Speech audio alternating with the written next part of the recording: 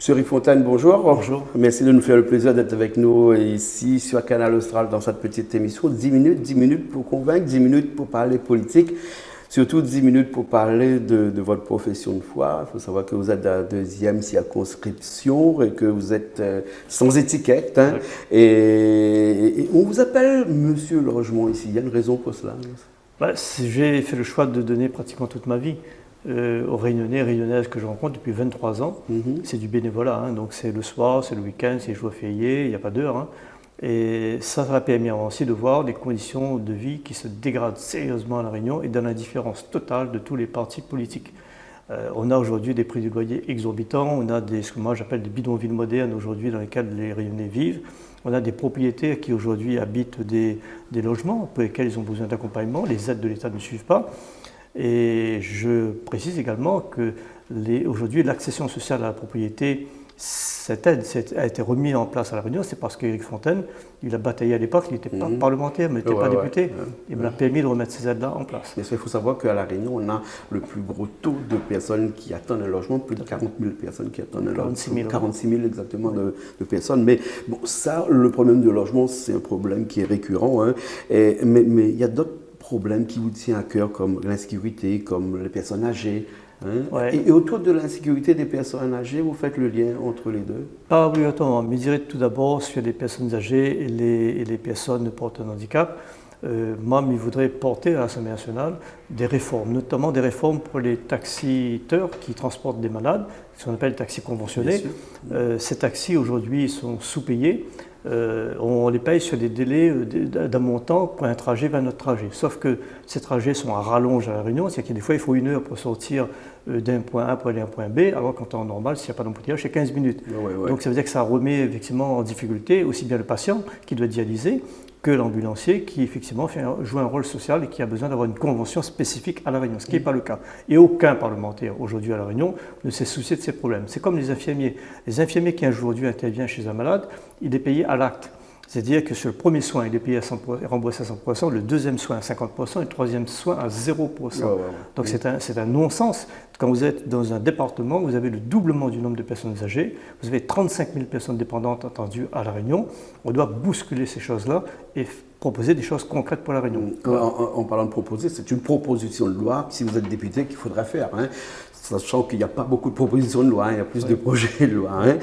Mais le pouvoir d'achat des Réunionnais aussi, c'est important. On a parlé avec d'autres personnes qui sont passées avant vous ici et tout le monde apporte un petit peu sa pierre à cet édifice-là. Vous pensez qu'il faut augmenter les salaires ou bien sinon plutôt retravailler dans les intrants, quand je parle des intrants en alimentaire, hein, plus majoritairement, parce que quand on parle de pouvoir d'achat, c'est actuellement l'alimentaire, parce qu'on paraît que le 10 du mois, il y a des gens qui n'ont plus rien à manger. Donc c'est vraiment un gros problème. C'est un gros problème, mais je voudrais rapidement revenir sur l'insécurité. C'est un problème aujourd'hui qui est banalisé à La Réunion par les élus. Il n'y a qu'à croire qu'il n'y a pas d'insécurité à La Réunion. Il y a un véritable problème d'insécurité à La Réunion.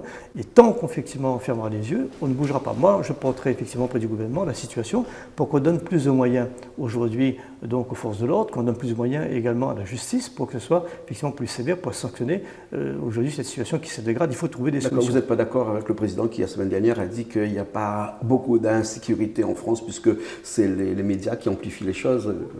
C'est le président qui a dit ça il y a 15 jours. Je pense qu'il pas moins de 15 jours. Je pense qu'il ne vit pas en France, il vit dans son palais, donc évidemment qu'il ne connaît pas ce qui se passe à l'extérieur.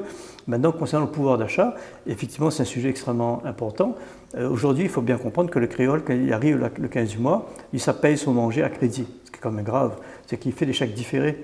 C'est qu'à partir du 16, il va à la grande surface où il va dire, voilà, mais ça prend une boîte de conserve, il va payer à crédit. Aujourd'hui, il y a des Réunionnais qui me rencontrent, il ne peut plus acheter un morceau de bœuf, un morceau de viande. Il fait des mois et des mois. Ils arrivent devant là où ils vendent de la viande, quoi. Ils regardent, ils ne peuvent pas acheter. Et on ne peut pas dire aujourd'hui que tout va bien. Dire comme ils montent au créneau depuis des années sur le prix des loyers, ce n'est pas que le prix des loyers qui cause un problème, c'est les médicaments déremboursés. Il faut attaquer effectivement ces grandes surfaces. Il faut savoir pourquoi ces prix arrivent aussi chers. Il faut aller contrôler ce qui se passe aussi dans ces grandes surfaces. Il faut aller regarder ces appareils de mesure qui pèsent de bons produits dessus. Est-ce que les normes, en ce qui me concerne, les parts parlementaires, les parties dans les centres commerciaux extrêmement importants, on l'a vu et constaté que ces appareils de mesure ne correspondaient pas d'une balance à l'autre pour le même produit. On a interpellé la Il y a une règle et il y a des contrôles pour ça, alors il n'y avait pas. Pour gérer les balances. Alors, il n'y avait pas, parce qu'on a dû interpeller la direction de la répression des fraudes, qui m'a confirmé par mail, effectivement, que vous allez partir et qu'une amende a été portée, effectivement, contre cette grande surface. Me dire que on a un véritable problème. Moi, ce que me fait comprendre, c'est qu'un député, là, il ne peut pas rester dans l'Assemblée nationale seulement. Un député, il doit être comme ce qu'il fait tous les jours. Lui, ça va dans son marché forain, il cause avec les agriculteurs, ce qu'il fait tous les week-ends.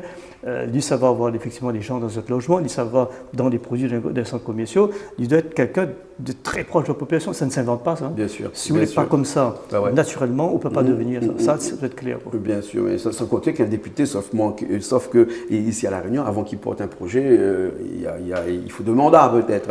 Alors, peut-être pas.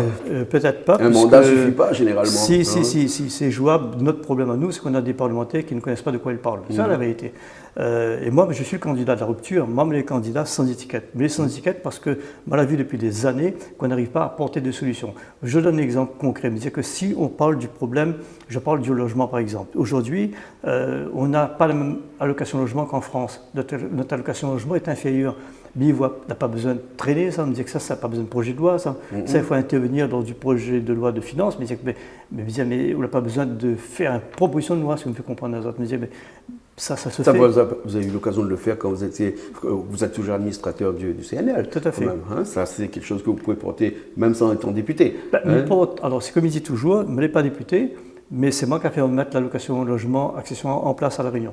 Je n'ai pas député, mais c'est moi qui dis aux députés, attention, La Réunion en zone tendue, c'est une arnaque du gouvernement, parce que La Réunion en zone tendue, on n'a pas permis aux Réunionnais, aux préfets et aux maires de bloquer les prix des lieux dans le privé.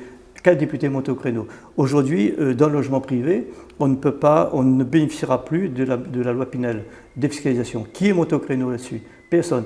Quand la loi Pinel ne s'applique plus aujourd'hui dans les logements individuels, qui est monté au créneau à La Réunion? Personne. C'est-à-dire qu'aujourd'hui, c'est bien d'être député, mais encore faut-il de savoir de quoi on parle et agir en conséquence et très rapidement. On ne peut pas non plus continuer à laisser avoir autant de bidonvilles modernes dans les logements sociaux avec de l'argent public sans réagir. Moi, il faut qu'il y ait une réaction très forte contre les bailleurs pour qu'on arrête de nous louer des logements qui coulent. Il y a des conséquences sur la santé des gens. Bien sûr, c'est mieux d'être député pour porter haut et fort toutes ces revendications-là. On va finir, il nous reste 1 minute. Juste une petite question un petit peu pas très sérieux, mais quand on sait que dans l'hémicycle, il y a des groupes, hein. Il y a le RN, il y a le Front Populaire, il y a le LR, il y a toutes ces personnes-là vont faire un groupe pour pouvoir mettre en place des lois, lever la main pour dire je vote ça.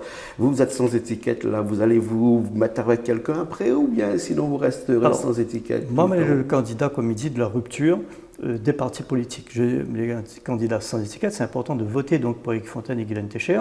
Et quand on sera à l'Assemblée nationale, aujourd'hui, nous serons sur un groupe sans étiquette, parce que ça existe. Et on va être celui, effectivement, qui va pouvoir faire passer des choses.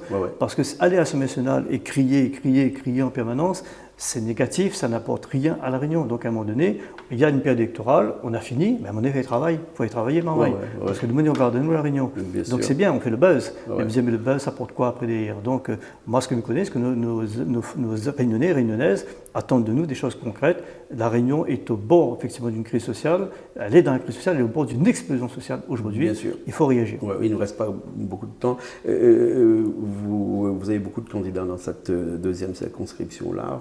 Un deuxième tour, c'est forcément bien. Je ne pense pas qu'il y aura quelqu'un qui aura une majorité absolue là-dedans, mais une triangulaire, c'est possible aussi dans cette deuxième circonscription. Tout dépend de la mobilisation des électeurs, bien sûr, de la circonscription. La dernière fois, il y avait 14 candidats. Je suis arrivé 3e. Il me manquait 100 voix pour être au deuxième tour. Je précise, sans aucun soutien d'aucune collectivité, d'aucun parti politique.